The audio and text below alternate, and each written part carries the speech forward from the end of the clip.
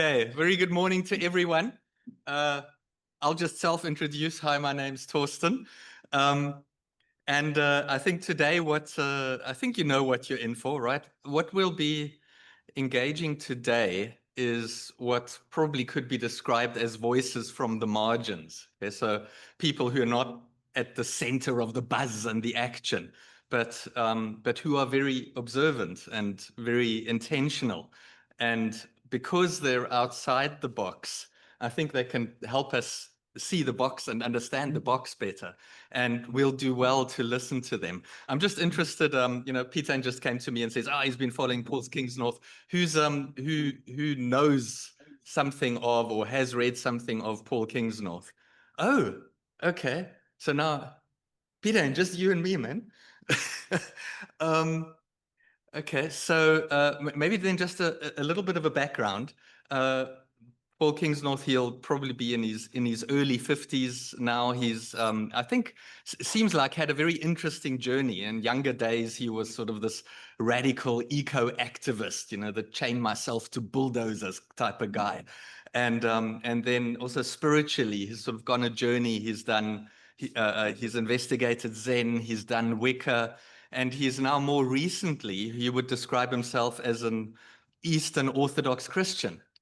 And you can find stuff online on this for more details. He's moved to rural Ireland. They're growing their own food. They keep some hens and some bees. They're homeschooling their children. He does use a laptop. That's how he writes. He has lots of stuff on the internet. But as far as I know, his phone is not a smartphone. So some people might describe him as a Luddite.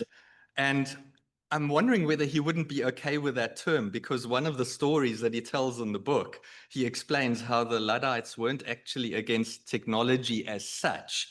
They were against technology they were not in control of. Okay, technology that dehumanizes.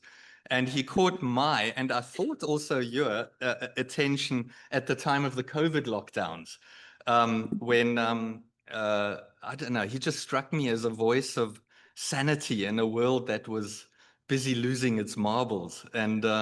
And he had a sort of a short series of 3 essays, The Vaccine Moment. You can get those on the internet as well. That quite made the rounds. So, he's one of my heroes. And I say that with a bit of a naughty smile because I suspect the last thing he wants is fans.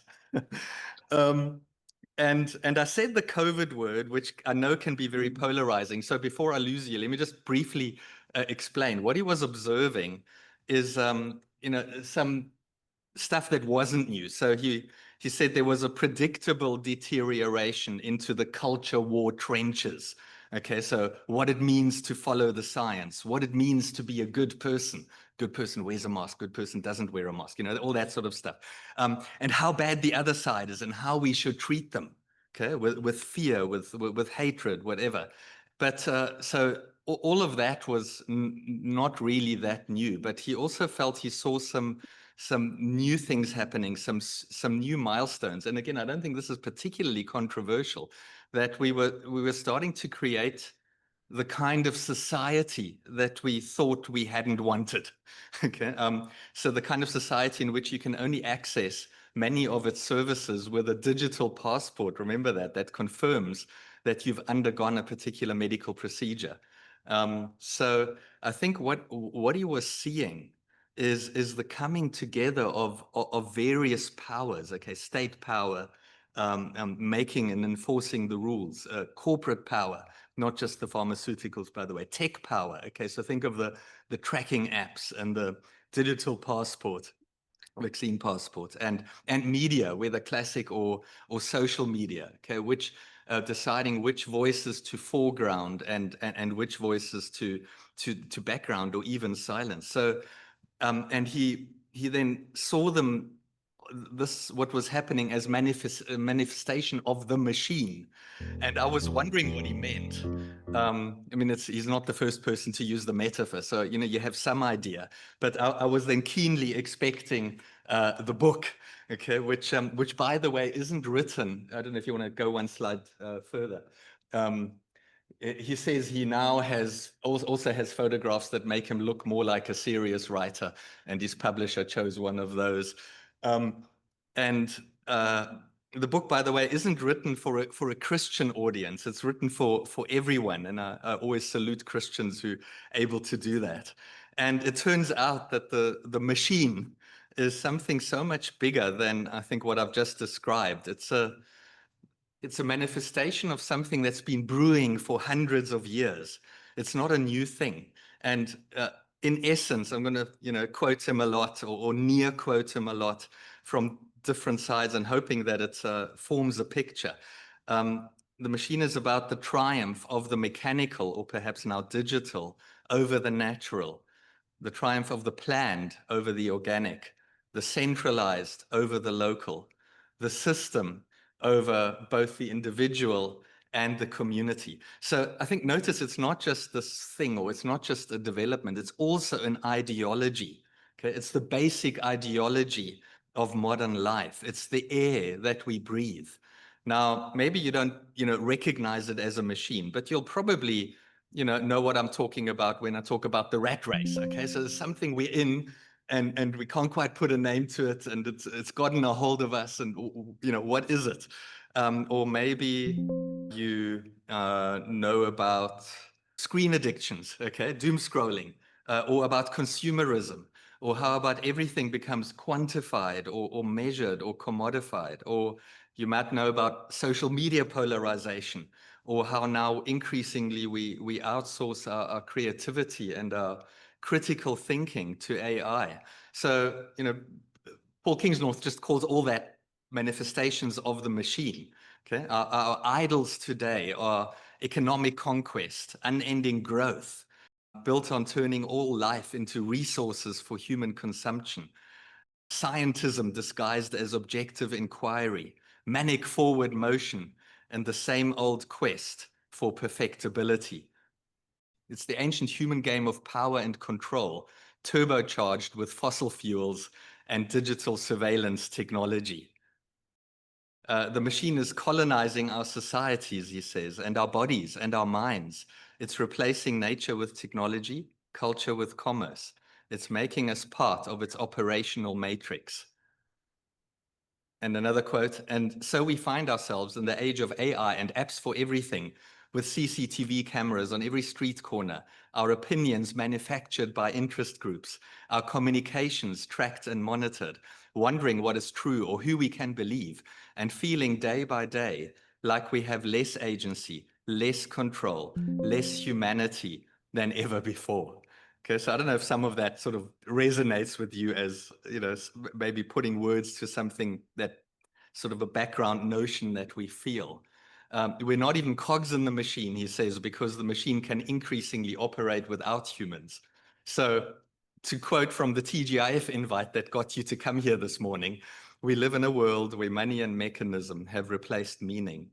Life seems increasingly monitored, networked, efficient, enhanced, controlled. We don't quite know where we're going, but we are in a hurry.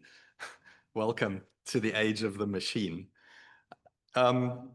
Just to give different voices and different generations, I'm gonna give you a song or a snippet of a song, not the whole song for lack of time, by Sophia Isela. She is 20 years old. It's a song that came out earlier this year. She has a huge social media following. So have a look at, or have a listen to her.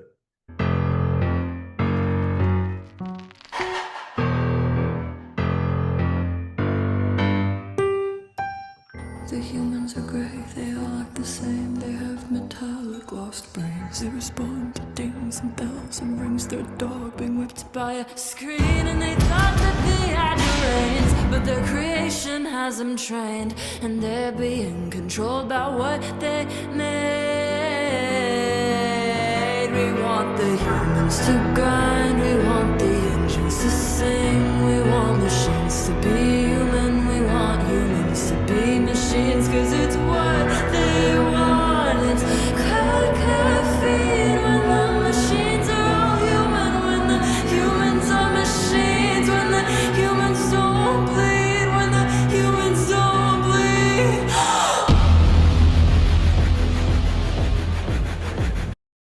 Later in the song, what will you drink when the screens go black, when there's no more colors to get your dopamine back? Okay, so I think she's very astute in what she's observing. We want machines to be human.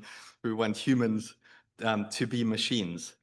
Okay, the machine, where it came from. Paul Kingsnorth tells some great stories. I think not an overarching story, but some great snapshots.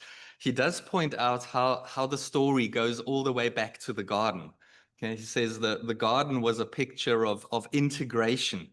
It was teeming with life, humans in harmony with God and with nature and with each other.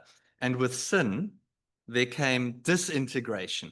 Okay, we fall out of the garden, and now here's humanity and there's nature. Okay, here are people, there is God. Here's us versus them. And whether or not you believe that story, I think his point is all cultures, all societies are built around some kind of sacred order, some kind of higher purpose to keep it together. But then if you knock out the pillars of that sacred order, the universe itself will change shape. And then society will fall into emotivism, relativism, and ultimately disintegration. A lot of these things are quotes, right? And that's where we are today. The center cannot hold. And what he's actually saying is that, this thing that we're holding on to, Western civilization is dying, he says, or already dead. What we experience as the culture war are really just two different ways of being in denial and reacting to the vacuum. Okay, so quite some interesting words. He says actually that the culture war is the equivalent of two bald men fighting over a comb, which of course is an analogy that's very meaningful to me personally. Okay. Some core values of the machine. And I think you've heard some of these. So key, progress. The central myth of the machine age is progress.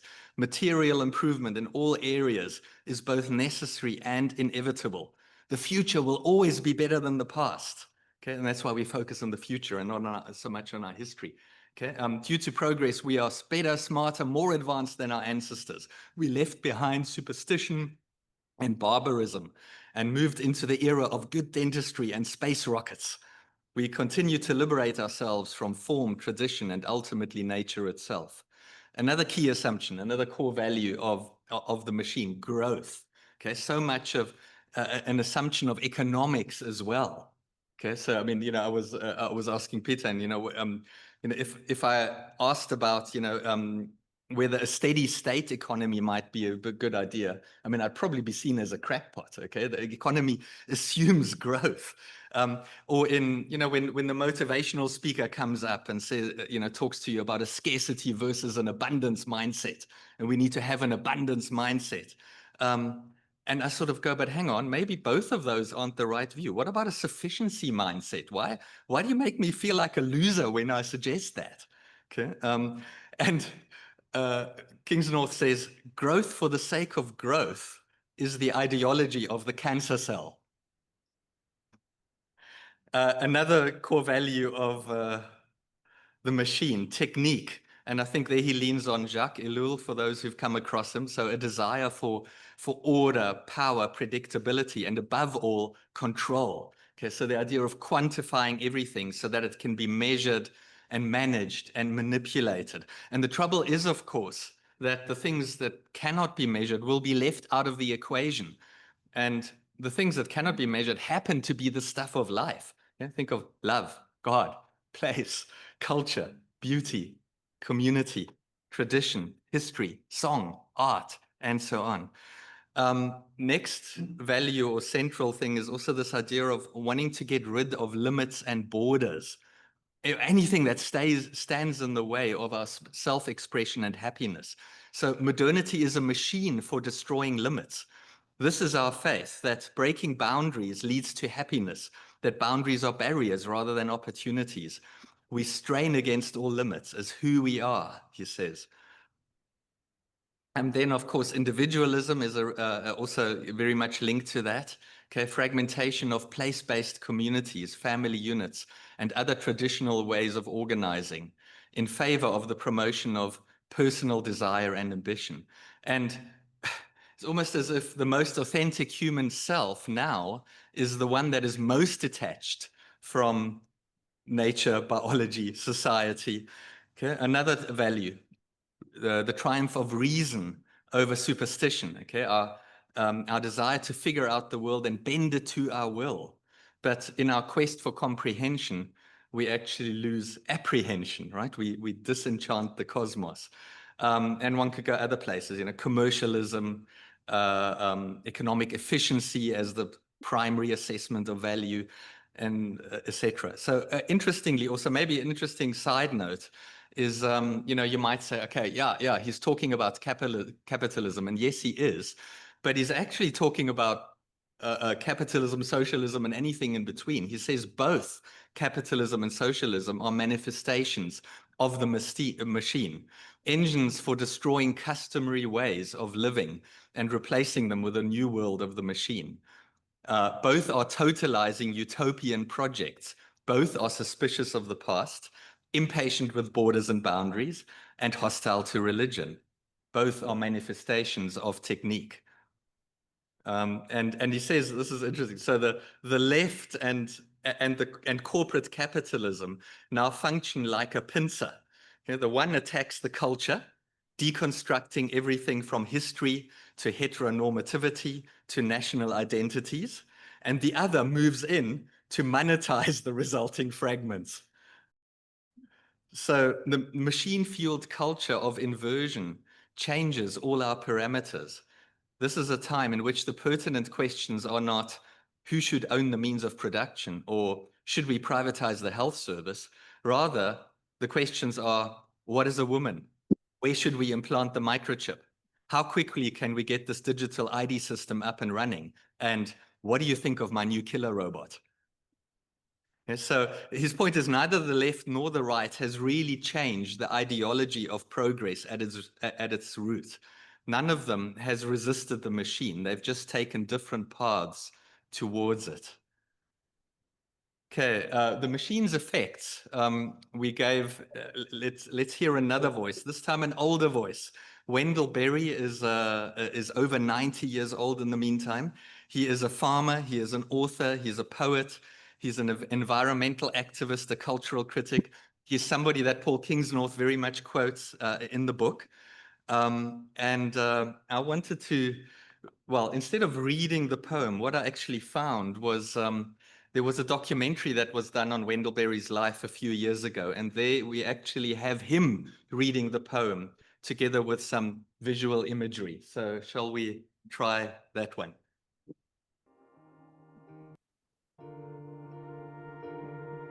Even while I dreamed, I prayed that what I saw was only fear and no foretelling. For I saw the last known landscape destroyed for the sake of the objective, the soil bulldozed, the rock blasted. Those who had wanted to go home would never get there now. I saw the forest reduced to stumps and gullies. I saw the poisoned river, the mountain cast into the valley. I came to the city that nobody recognized because it looked like every other city.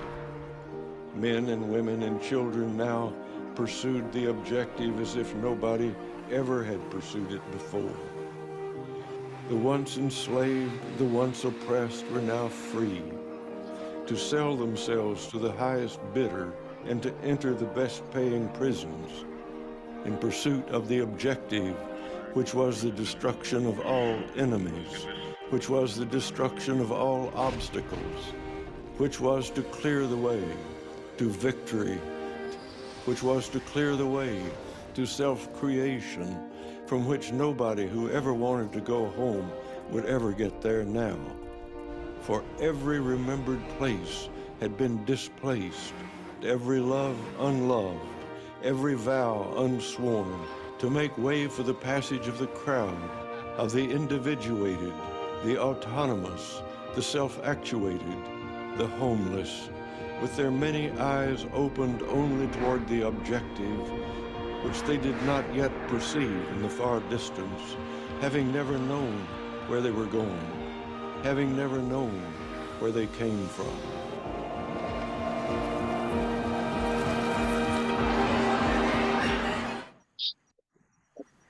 So I think some of the things you see coming out there in terms of the effects. One is urbanization, and one could also talk a lot about globalization. But when you don't have to grow your own food or haul your own water or gather herbs for healing, or in any meaningful way rely on the seasons, then it's easy to overlook how vital all those processes are. We lose touch with nature and exist in a new kind of landscape built entirely by us and for us. And the modern machine city is global in scale and ambition, but empty at its heart. Another quote.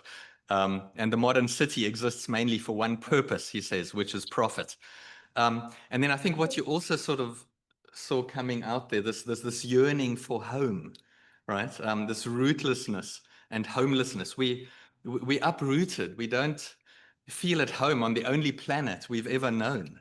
The machine is destroying not only nature but also culture. So we feel homeless, and at the concrete level of home, Wendell Berry would say things like the home has been killed by things like cars, because now cars allow both work and leisure to happen far away from home.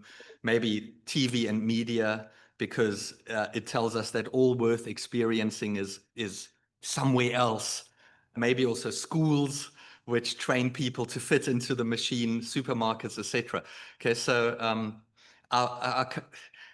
we need to be careful that our notion of freedom isn't that which is always to be sought away from home, away from family, away from place. Okay, so the loss of the home is the loss of the heart of things. But the good news is that this one is probably more easy to reverse. Okay, we can try to make our homes the centers of attention and interest again, not just dormitories as the machine anti-culture would have it. Okay, we can recover the skill of homemaking.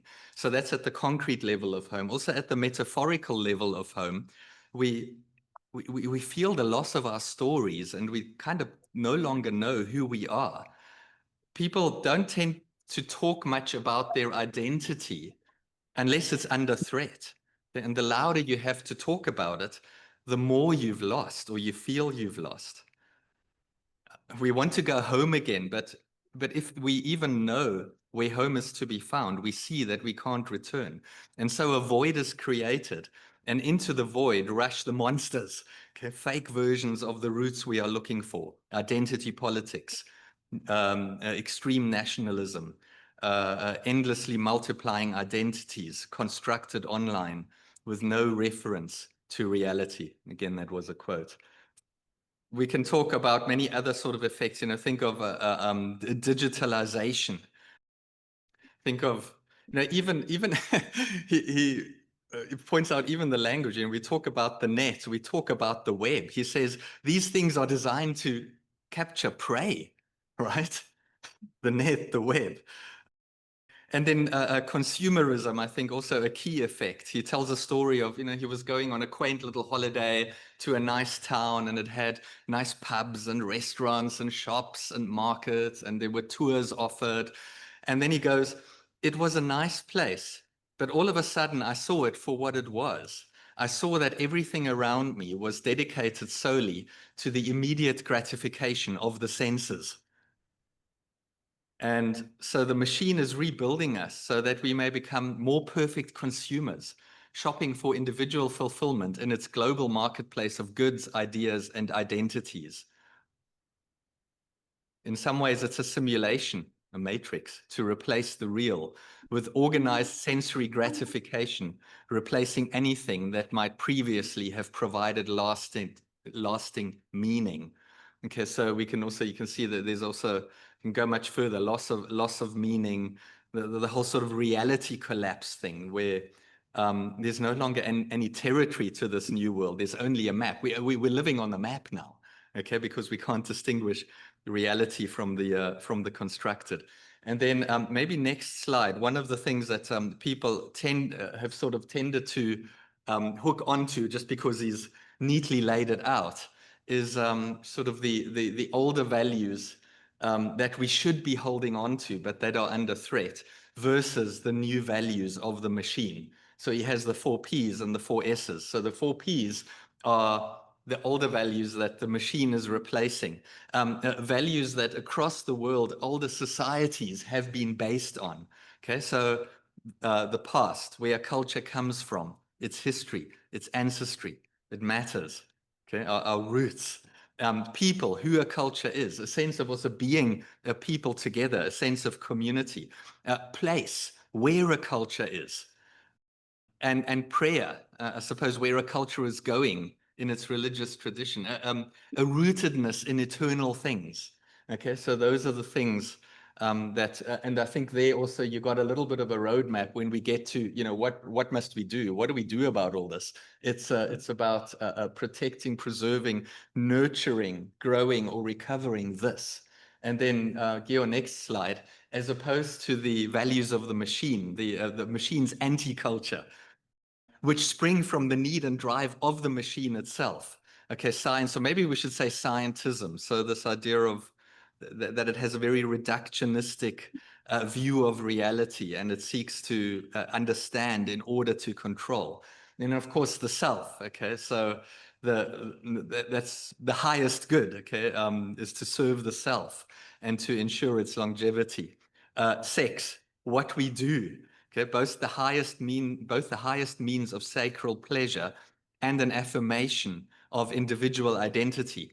And screen, in a sense of, you know, I suppose, where we're going. The screen, think about it, the screen has abolished time, distance, boredom, longing. Make anything real, but is it real? And he also keeps pointing out, I'll get to that more in a moment, this is a spiritual issue. Okay, so if you just look at this, the self is our object of worship, science, our new priesthood, sex, our liturgy, and the screen, I don't know, maybe it's our altar, right? So salvation is approaching, and this time we are in control. Okay, that's the ideology of the machine. I said, or he says, it's a spiritual problem. You want to move on to the next slide.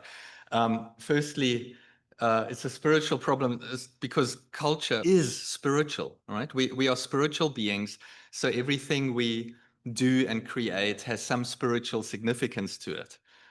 Culture is a spiritual byproduct in some ways. Cultures are built around claims and beliefs about God or about gods, about correct worship, the nature of reality, about goodness and truth and the meaning of virtue.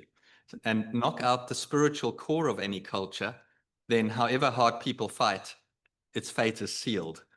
So he does say what we are witnessing is not at its heart a political or cultural battle, but some manifestation of a spiritual war.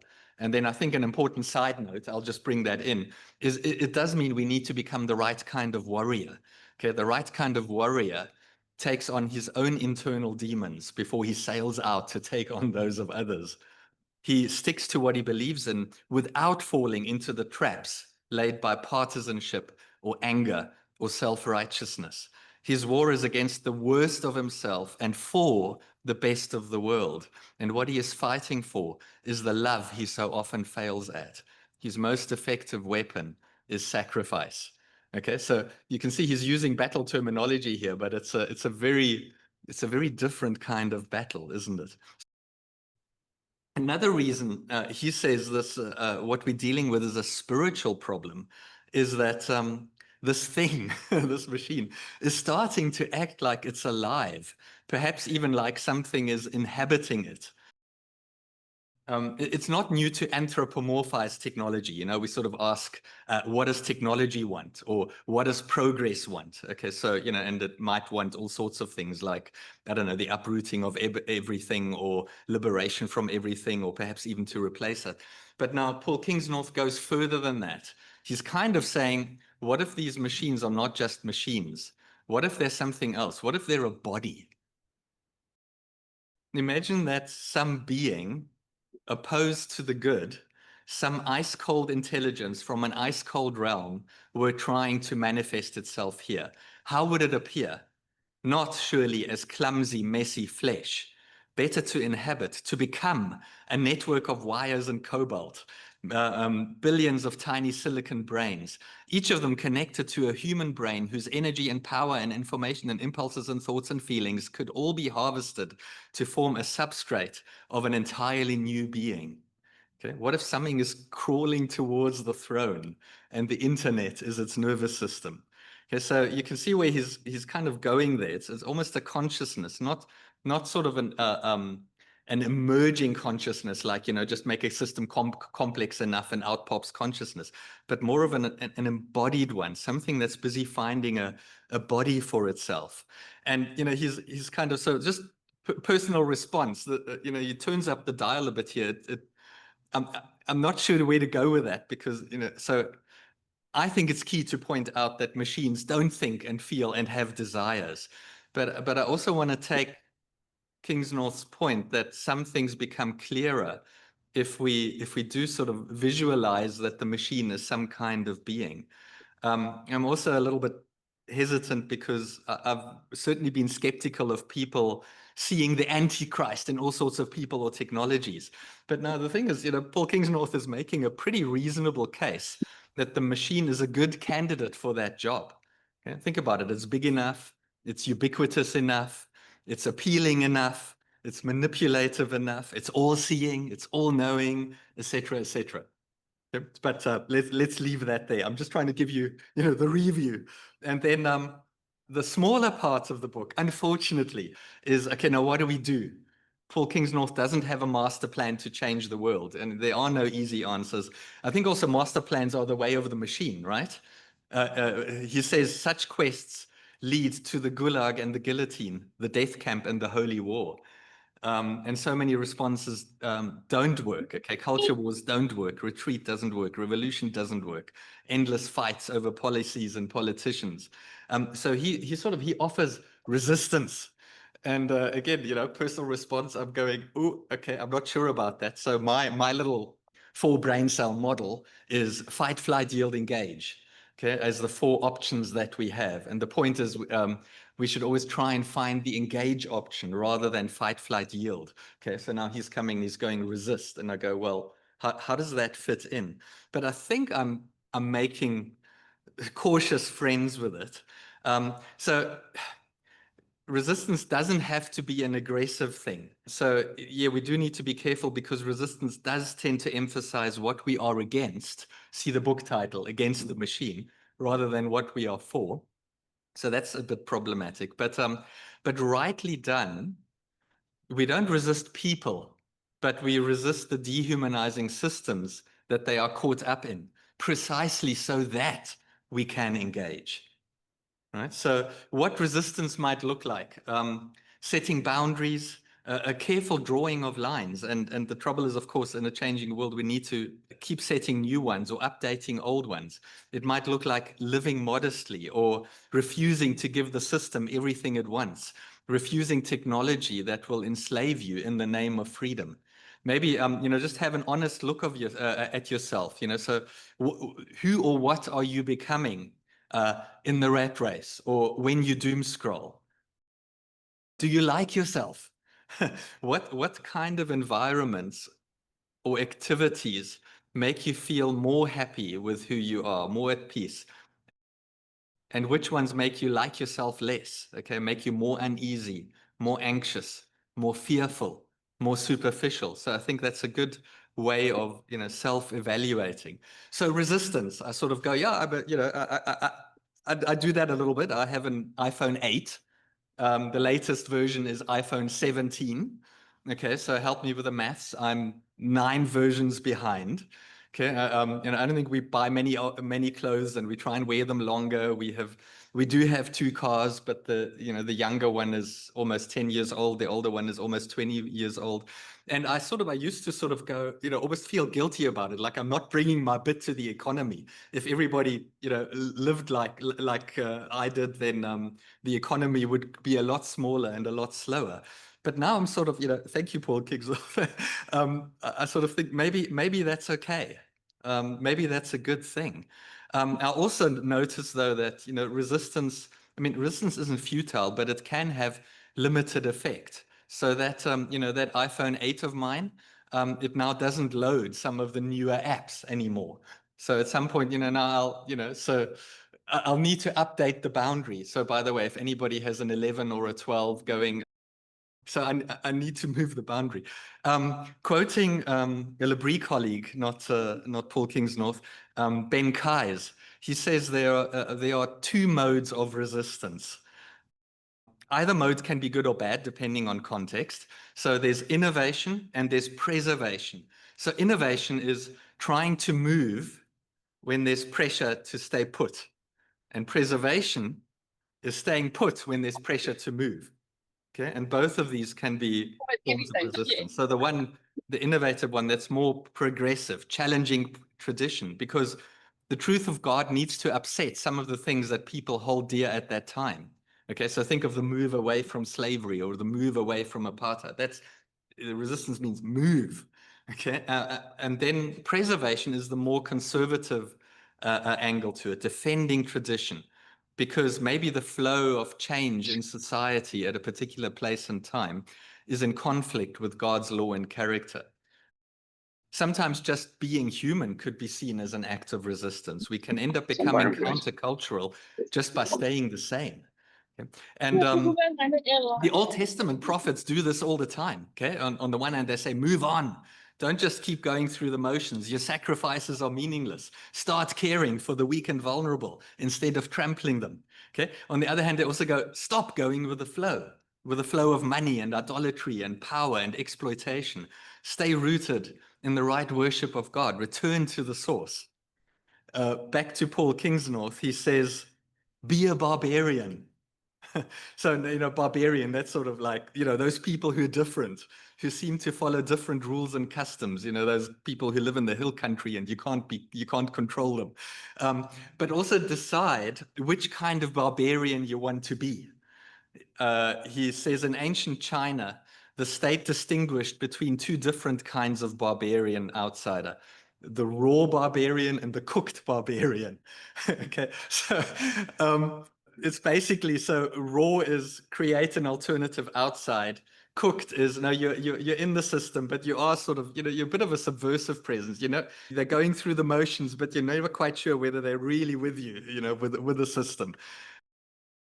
Subvert things from the inside or create an alternative outside. So resistance can mean living on the margins. Resistance can mean showing up. And so we can self-evaluate or strategize here and sort of go like, where do I think I go? It's a little bit, it's a different way of saying being in the world and not of the world, right? Being in the machine, but not of it. And we need to weigh up. And I mean, different people will fall in different places here. But it's important for us to weigh up, what does the machine give us against what does it take from us? So, and to ask, what do I have to gain versus what do I have to lose by being a barbarian? Okay, so now, so again, personal reflection, I think I can do the barbarian thing, but I'm also noticing I'm pretty well cooked. Okay, because I like my hot showers, I like the wheel, I like the dishwasher, the internet, affordable clothing I don't have to make, eating chicken I don't have to kill. But even the cooked barbarian must be prepared at some stage for life to get seriously inconvenient. But you get to keep your soul, he says.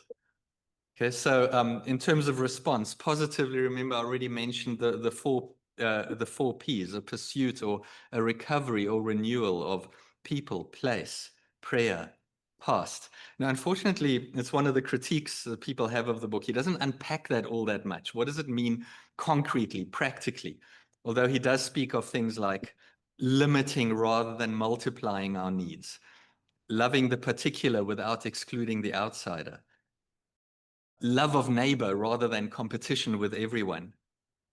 So he goes, forget about defending the West because the West is dying, the West is dead. Think instead about rebuilding a real human culture from the roots.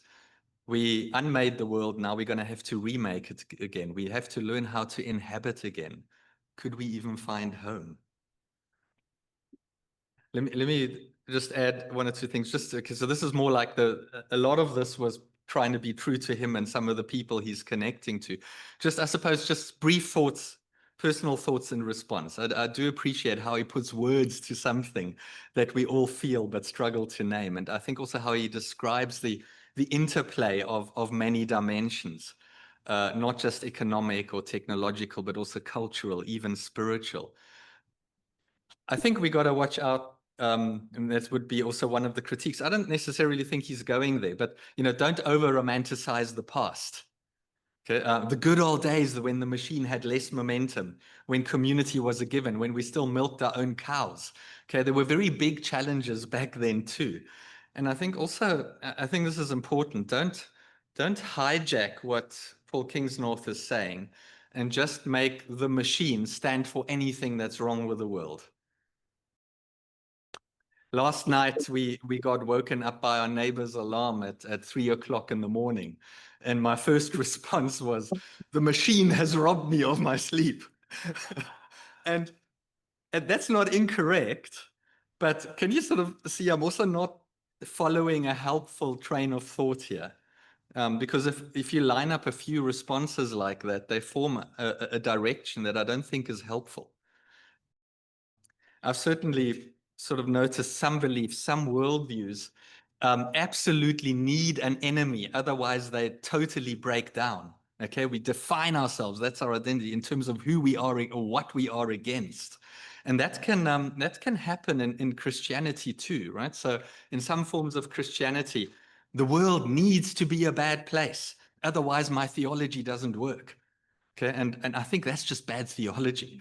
Or as Christians, are we anti-Satan? Well, yes, but that's not our main focus. Okay, that's not the core of who we are. So, against the machine isn't the best book title. It certainly isn't a good mission statement. It's absolutely not a good identity.